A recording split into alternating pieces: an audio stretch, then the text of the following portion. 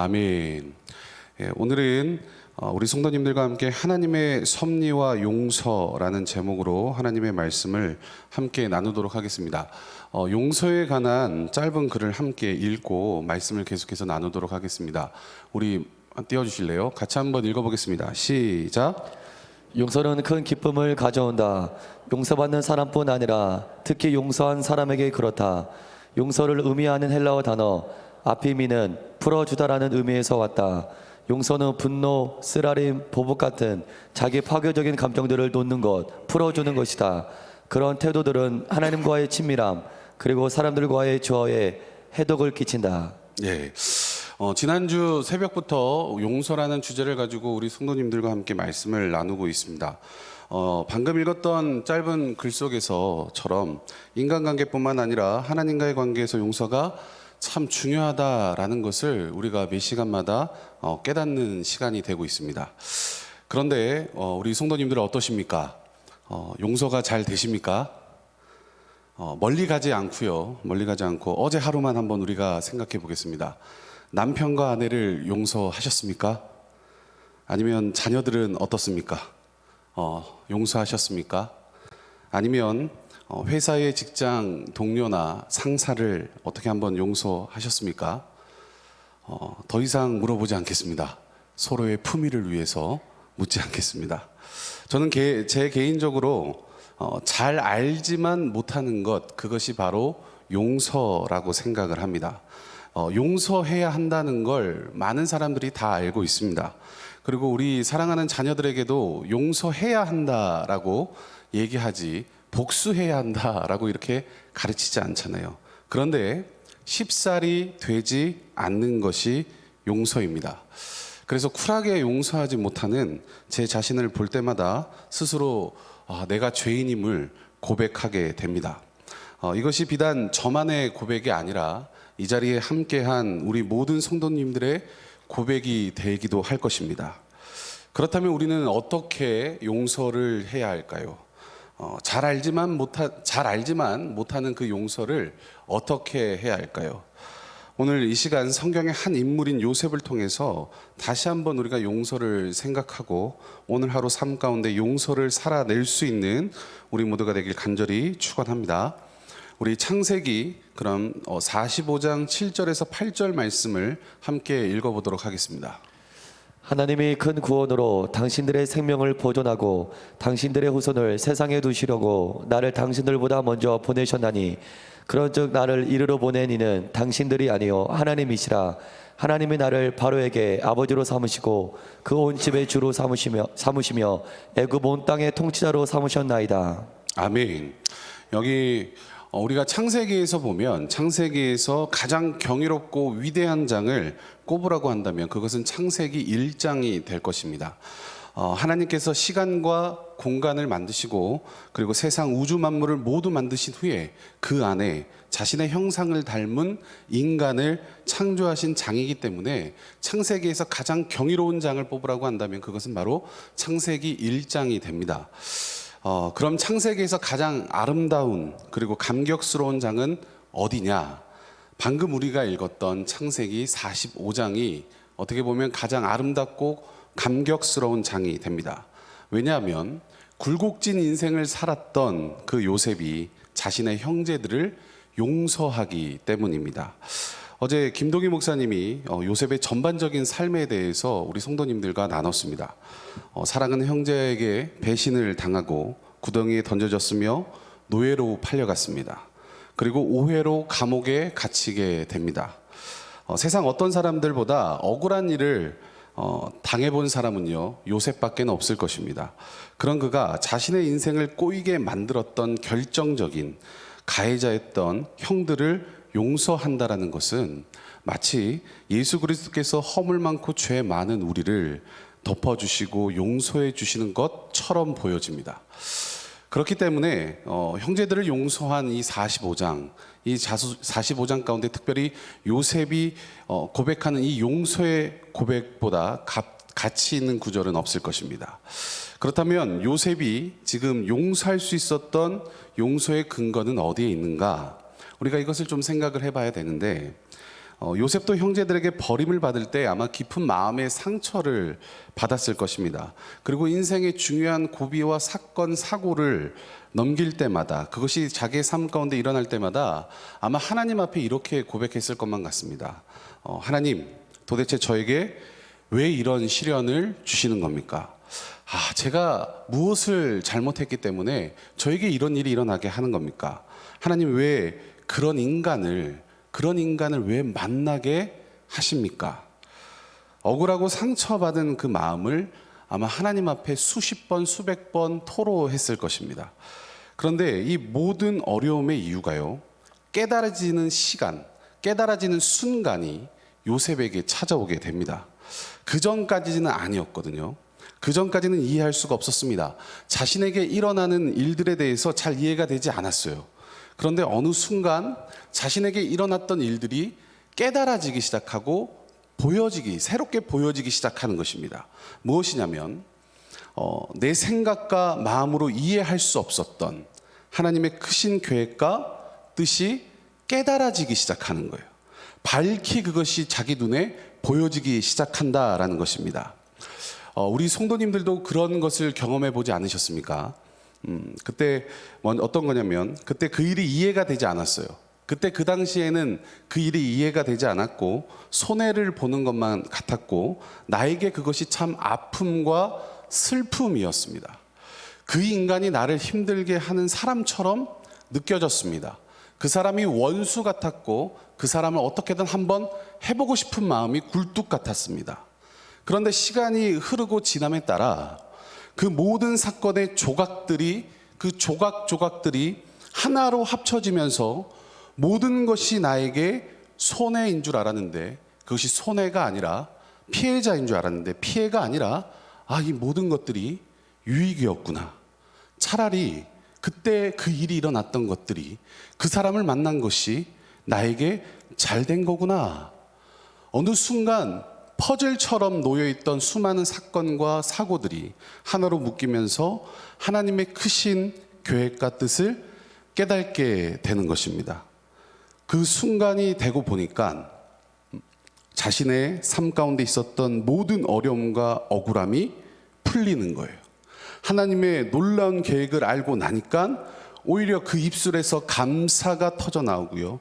또 이것을 깨달을 때 자기 삶 가운데 용서할 수 없었던 그 사람을 이해하게 되고 용서하게 되는 것입니다. 그래서 내리 용서라는 책에 보면 이런 내용이 있습니다. 우리 같이 한번 읽어보도록 하겠습니다. 시작. 다른 사람을 용서할 때 하나님의 통치하심이 중요한 이유는 무엇일까요? 더 큰 그림을 보게 되면 현재 삶이라는 퍼즐 조각을 바라보는 관점이 바뀝니다. 누군가 우리를 헤아려 한 행위들이 궁극적으로 하나님의 계획과 협력하여 하나님이 우리를 향해 뜻하신 모습으로 우리를 비정한다는 것을 깨닫게 되면 그들이 우리에게 범한 행동을 용서하기가 쉽습니다. 하나님의 섭리와 은혜를 이해하면 용서하고자 하는 마음이 생깁니다. 아멘. 여기 보면 하나님의 섭리와 은혜를 이해하면 용서하고자 하는 마음이 생긴다라고 내용이 있습니다. 어떤 분과 이런 대화를 한 적이 있습니다. 지금의 남편과 결혼하기 전에 기도 제목들이 있었다고 하셨어요. 남편을 향한, 배우자를 향한 기도 제목들이 있었는데 아무리 봐도 그 당시 내가 기도한 기도 제목의 남편이 지금 만난 남편이 아니라는 겁니다. 그런데 결혼하고 살다 보니까 어느 순간 지나고 나니 하나님께서 처음에 만났을 때 이 남편이 내 기도 제목이 아니었는데 어느 순간 보니까 내가 하나님 앞에 올려드렸던 기도 제목처럼 남편을 하나님이 빚어가셨다라는 그런 이야기를 들은 적이 있습니다. 그 당시에 무엇인가 잘못된 일 같고 억울한 일 같습니다. 하지만 어느 순간 하나님의 크신 계획과 뜻을 깨닫는 순간 우리 인생이 그런 순간이 반드시 찾아올 줄로 믿습니다. 그렇다면 우리가 한번 생각해 볼 게 요셉만큼은 아니겠지만 우리 성도님들 중에 억울하고 힘든 사건 사고를 겪은 성도님들이 아마 계실 것입니다. 아니면 지금 겪고 계신 분도 있을 것입니다. 그렇다면 기억하시길 바랍니다. 지금 이해할 수 없고 억울하고 아픈 상황이 우리의 삶을 힘들게 할 수 있지만 하나님께서는 그런 과정을 통해서 하나님의 크신 계획을 이루어 가시는 것을 분명히 볼 날이 올 줄로 믿습니다.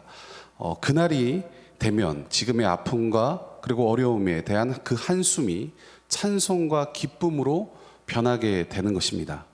이것이 우리의 인생을 빚어가시는 하나님의 섭리입니다.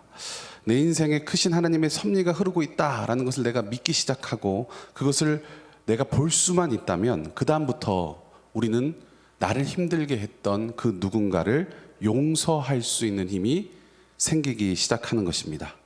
하나님의 계획을 깨닫게 되니까 그 사람이 더 이상 원수가 아니라 그 순간에 하나님의 계획을 알면 그 사람이 원수가 아닌 더 이상 긍휼의 마음으로 그 사람을 바라볼 수가 있다라는 겁니다.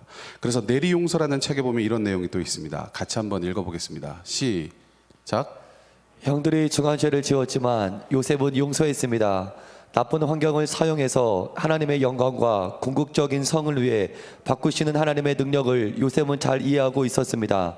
하나님과 그분의 능력 그리고 그분의 통치에 초점을 맞추면 모든 것이 바뀝니다. 이미 받은 고통이 사라지는 것은 아니지만 하나님께 초점을 맞추면 그분이 회복시킬 수 있다는 것을 기억하게 됩니다. 예, 여기 보니까 하나님께 초점을 맞추라고 얘기하고 있죠. 그러므로 살아가는 성도 여러분, 우리가 누군가를 용서해야 한다면 그 사람에게 집중하지 마시고 먼저 크고 위대하신 하나님을 신뢰하길 간절히 축원합니다. 그때 비로소야 우리 안에 용서할 수 있는 힘이 생기기 시작하기 때문입니다. 근데 말씀을 묵상하면서 이런 생각이 드는 거예요. 뭐냐면 용서를 베풀어야 할 때도 있지만 용서를 받아야 할 때도 있다라는 거죠. 다시 말하면 요셉처럼 누군가를 자기에게 상처를 준 사람을 용서해야 하는 입장과 형제들처럼 용서를 구해야 하는 입장이 있다라는 겁니다. 우리가 누군가를 용서할 때는 방금 우리가 나눴던 것처럼 하나님의 섭리를 깨닫기 시작하면 그 사람을 용서하고 이해할 수 있는 힘이 우리 안에 생기게 됩니다. 그렇다면 하나님과 사람에게 용서를 받아야 할 때는 어떻게 해야 할까? 그러니까 내가 상처를 주고 그 사람의 저에게 용서를 받는 입장인 거죠. 용서를 받는 입장에서 내가 용서를 하는 입장인 거죠. 용서를 하고 용서를 받는 입장인데 그때 우리는 어떻게 해야 할까? 오늘 본문이 그 이야기를 좀 다루고 있는데 우리 본문 15절부터 17절 말씀을 같이 한번 읽어보도록 하겠습니다. 시작.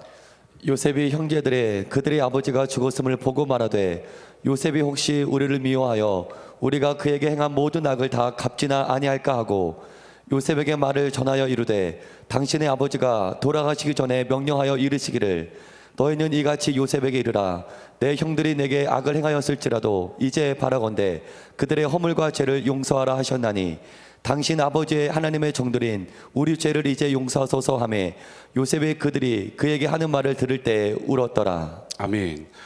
지금 본문의 내용을 보면 아버지 야곱이 죽었습니다. 아버지 야곱이 죽었고 그러자 요셉의 형들이 요셉을 두려워하기 시작하는 겁니다. 그들이 지금 요셉을 두려워하는 이유는요, 하나님에 대한 신뢰가 그들 속에 없었기 때문입니다. 그들이 요셉 밑에서 안전하게 지금 지낼 수 있었던 이유가 바로 아버지 야곱이 살아 있었기 때문이라고 생각한 것이죠. 그런데 이제 아버지가 죽었어요. 야곱이 죽게 되었습니다. 이제 그러니까 요셉이 자신들이 한 일에 대해 복수할지도 모른다라는 그런 생각을 하고 있는 것이죠. 그래서 형들은 요셉에게 아버지의 유언장을 상기시키면서 다시 한번 용서를 구하고 있는 것입니다. 이때 요셉이 어떻게 반응하느냐? 17절에 보니까 17절 후반부에 보면 이렇게 얘기하죠. 요셉이 그들이 그에게 하는 말을 들을 때에 뭐 했다고 합니까? 울었더라 라고 얘기합니다. 다시 용서를 구하는 그들을 향하여 요셉이 울었더라. 요셉이 왜 울었을까요? 우리가 한번 이걸 생각해 봐야 되는데 요셉이 왜 갑자기 형들이 다시 용서를 해달라고 하는 그 모습을 보면서 울었냐?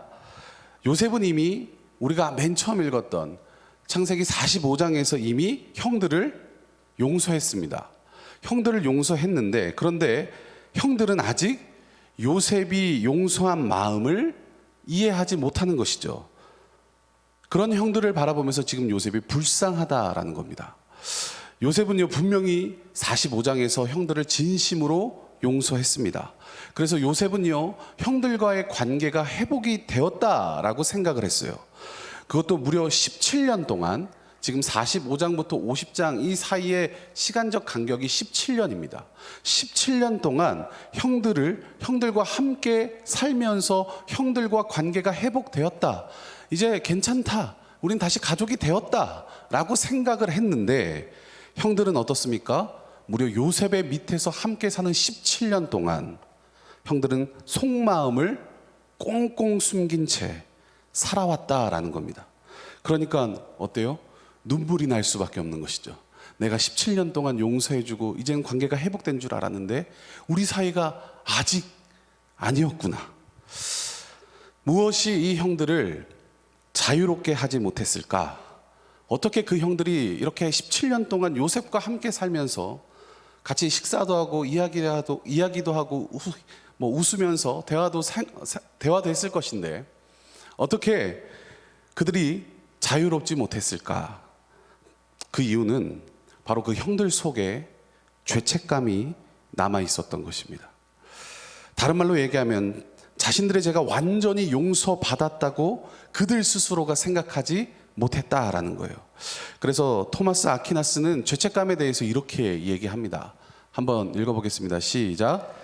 죄 지은 행동은 지나갈지 모르지만 죄책은 남아있다. 네. 죄 지은 행동은 지나갈지 모르지만 죄책은 남아있다. 무려 17년이 지났습니다. 17년이 지났는데 그때 지은 죄책감이 여전히 그들 속에서 그들을 괴롭게 하고 있다라는 거예요.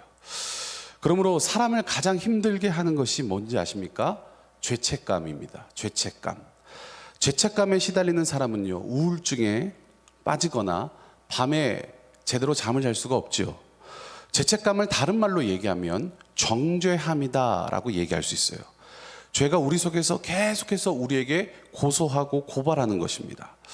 형들은 요셉을 만나 용서받고 17년을 애굽에서 요셉과 함께 살았지만 그들은 지난날에 지은 죄책감으로부터 벗어나지 못했어요. 괴로워하는 것입니다. 이것이 비단 요셉의 형들만이 아니라 우리도 마찬가지죠. 하나님과 사람에게 죄를 진심으로 회개하고 용서받았음에도 불구하고 여전히 정죄감을 가지고 우리는 살아갈 수가 있습니다. 그러나 성경은 무엇라 얘기합니까? 그리스도 예수 안에 있는 자는 결코 정죄함이 없다라고 선언합니다. 믿으십니까? 이 말은 주님을 믿으면서 과거의 죄에 대한 죄책감을 가지고 살지 말라는 것이죠. 물론 다시는 그 죄를 짓지 않겠다는 다짐과 반성은 그의 삶 가운데 계속해서 일어나야 합니다. 그러나 우리 주님이 궁극적으로 원하시는 것은 무엇이냐면 우리는 죄인입니다. 우리가 죄인이지만 우리가 죄책감을 가지고 살아가는 것은 주님이 원하지 않으신다라는 거예요. 오히려 주님께서는요, 그 죄책감을 덜어버리고 기쁨과 자유를 누리며 살아가길 원하신다라는 겁니다. 그러므로 혹시 지난날에 죄와 실수로부터 죄책감을 가지고 살아가고 있는 성도님들이 계신다면 십자가 예수 그리스도 안에서 결코 정죄함이 없음을 기억하시길 바랍니다. 말씀을 마무리하겠습니다. 그럼 오늘 하루 우리가 어떻게 살아가야 할까? 오늘 용서해야 하는 사람이 있다면 하나님의 섭리를 바라보며 하나님의 섭리를 바라보길 간절히 축복합니다. 크신 하나님의 계획과 뜻을 알 때 누군가를 용서할 수 있는 힘이 우리 속에 부어짐을 믿으시길 바랍니다. 또한 지난날의 실수와 죄가 아직도 내 안에 있다면 아직 마음 한구석에 사과하고 용서를 받았지만 마음을 짓누리는 죄책감이 내 속에 있다면 십자가 앞에 나아가 결코 정죄함이 없는 예수님의 보혈로 나를 덮어달라고, 그러므로 진정한 자유와 기쁨을 누리며 살아가는 주의 자녀, 주의 백성이 되게 해달라고 간구하시길 간절히 축원합니다. 그러므로 우리가 함께 두 가지 기도 제목 한번 띄워주시겠습니까? 우리 같이 함께 읽고 이 시간 잠깐 기도하도록 하겠습니다. 우리 같이 함께 선포합니다. 시작.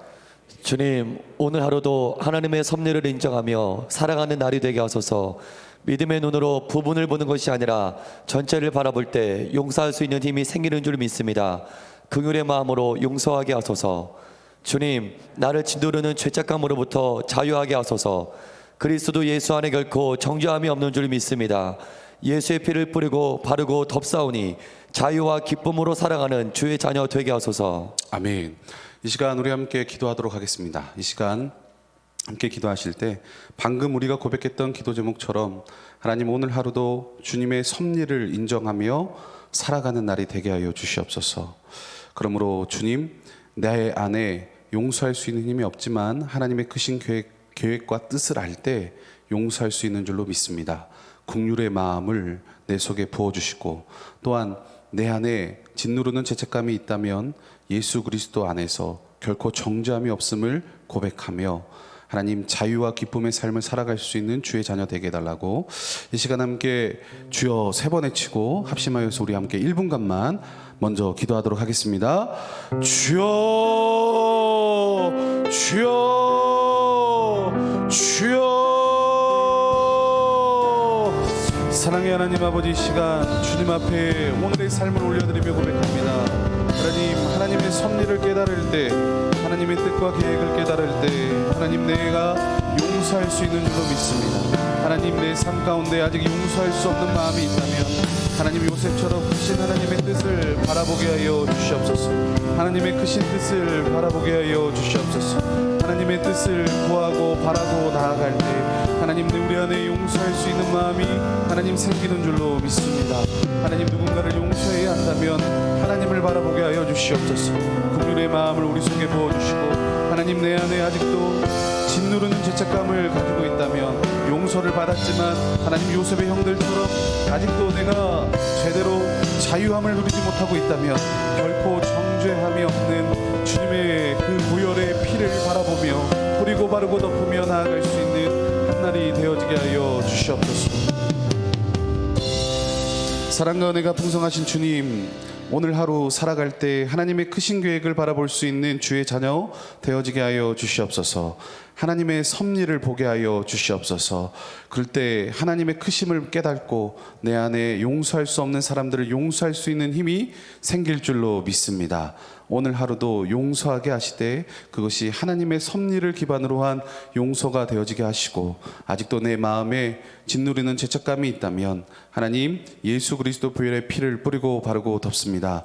모든 죄책감으로부터 자유하게 하여 주시고 정죄함 없는 주님 바라보며 기쁨의 자녀가 되어지게 하여 주시옵소서.